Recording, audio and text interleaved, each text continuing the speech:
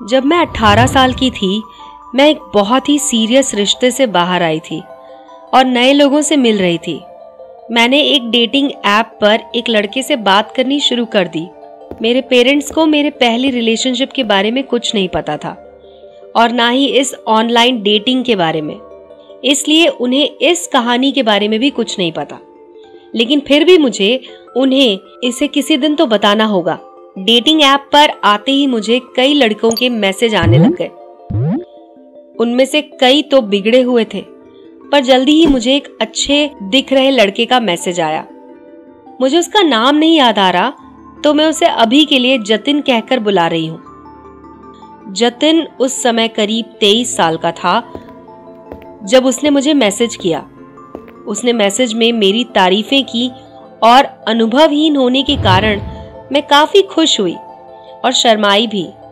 हम लोगों ने बातें शुरू की। वो नेपाल में रहता था और इंडिया में मैं रह रही थी। हम दोनों के कई शौक एक जैसे थे। हम दोनों कॉलेज जाते थे। मैं एसोसिएट डिग्री लेकर पुलिस अफसर बनना चाहती थी और वो बैचलर डिग्री लेने के लिए कॉलेज जाता था। समय बीतता गया और उसके मैसेजेस ने मुझे बेआराम करना शुरू कर दिया। एक बार वो मुझसे बोला कि मुझे गोरी लड़कियां एशियन लड़कियों से ज्यादा पसंद है। उसने मुझसे कहा कि वो हमेशा एक गोरी लड़की के साथ सेक्स करना चाहता था। उसने मुझे पूछा क्या मैं अब भी एक वर्जिन हूँ, और हालांकि मुझे बहुत बेचैनी हो रही थी, मैंने जवाब दिया हाँ। उसने अब मुझे सेक्स की बातें करने के लिए बोला। मुझे अच्छा नहीं लग रहा था, पर मैं उससे बातें करती चली गई।